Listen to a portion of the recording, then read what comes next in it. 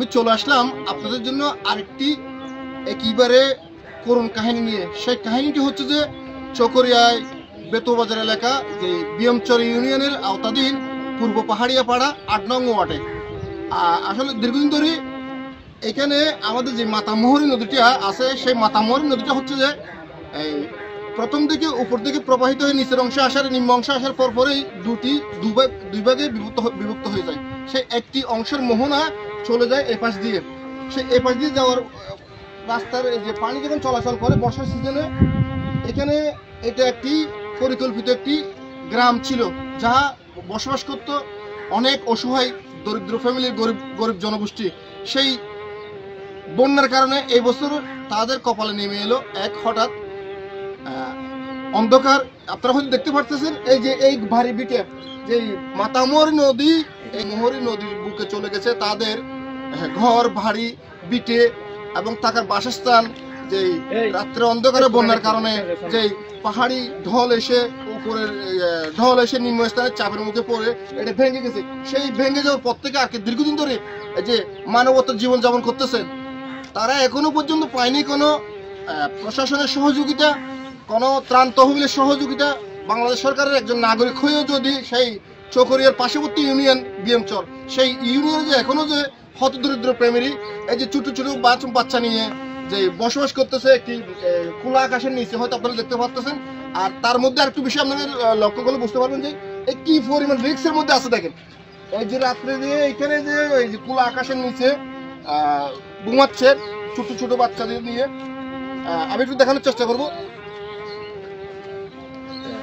এই পাশে দেখেন একটা ছোট্ট একটা কুকি মেয়ে, দেখেন আমি আপনাদের দেখানোর চেষ্টা করতেছি।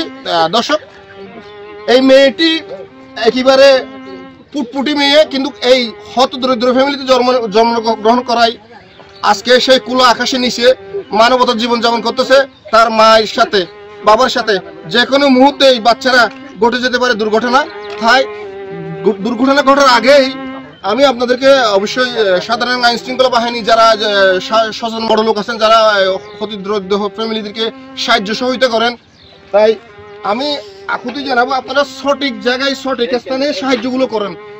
বাংলাদেশে লক্ষ লক্ষ লোক আছে যে হত দরিদ্র ফ্যামিলি, কিন্তু আমরা তাদেরকে দিয়ে থাকি অনেক পরিমাণ অনুদান, কিন্তু এখনো সরকারি অনুদান সঠিক জায়গায় পৌঁছেছে কিনা এটা আমরা দেখি না। আমরা দিয়ে দিই অফিসের মাধ্যমে, বিভিন্ন যে প্রতিনিধির মাধ্যমে। আসলে সেই প্রতিনিধিরা প্রতিনিয়ত এই যে হত দরিদ্র গরিব অসহায়দেরকে আসলে সেই ত্রাণ তহবিল পৌঁছে দিচ্ছেন কিনা। যদি দিয়ে থাকেন তাহলে চকরিয়ার অন্তর্গত বিএমচর একটি অত্যন্ত কাছের ইউনিয়ন। এই ইউনিয়নে মাতামোহরী নদী চিনে না এমন কোনো লোক নাই। এই অবস্থায় এই ফ্যামিলিতে একটা এখনো বাসস্থান হয় নাই। কেন এই আজকে দীর্ঘদিন ধরে কুলো আকাশের নিচে মানবতার জীবন যাপন করতেছেন, সেই প্রশ্নটা আমি রাখবো বৃহত্তমশালী যারা যে ধনাঢ্য ব্যক্তিরা আছেন তাদের কাছে। আপনারাই অবশ্যই দেখতে পাচ্ছেন, আর বিস্তারিত আমি অবশ্যই দেখানোর চেষ্টা করব। অবশ্যই সাথে থাকবেন। এই যে ফ্যামিলি এখানে অসহায় অবস্থা আছে, আমি তাদের মুখ থেকে শুনবো। এই মুহূর্তে আমি দেখানোর চেষ্টা করবো তাদের মুখ থেকে আসলে তারা কত কষ্টে জীবনযাপন করতেছেন। আমি এখন সেই ফ্যামিলির কাছে চলে আসলাম। এই মুরব্বী হচ্ছে যে একজন স্ট্রোক রোগী, যিনি দীর্ঘদিন ধরে প্যারালাইসিসে ভুগতেছেন। ওনার বাড়ি এটা।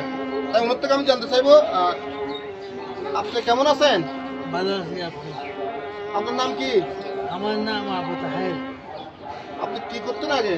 আমি আগে যোগদান করছি। এখন আপনার তো প্যারালাইসিস হয়েছে কদিন ধরে?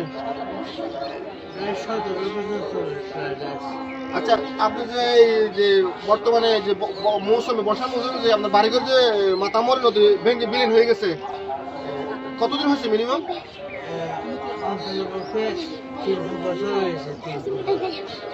3 বছর না? 3 বছর যাবত আপনারা এখানে কোনো যে সহযোগিতা পান না কারো কাছ থেকে? কোনো সাহায্য কারো কাছে পাই না। কেউ আসে না এখানে আপনাদেরকে দেখাশোনা করতে? আসে নাই, কোনো কথাই বলে নাই। আপনার যে ওয়াইফ পাঠাইছিলেন, এটা আপনার ওয়াইফ না? হ্যাঁ, ওনাকে পাঠাইছিলেন? পাঠাইছি। আপনার কয় বাচ্চা? আমার তিন বাচ্চা। ছেলে মেয়ে টোটাল? ছেলে মেয়ে টোটাল 5 বাচ্চা। 5 জন, অর্থাৎ 3 ছেলে 2 মেয়ে।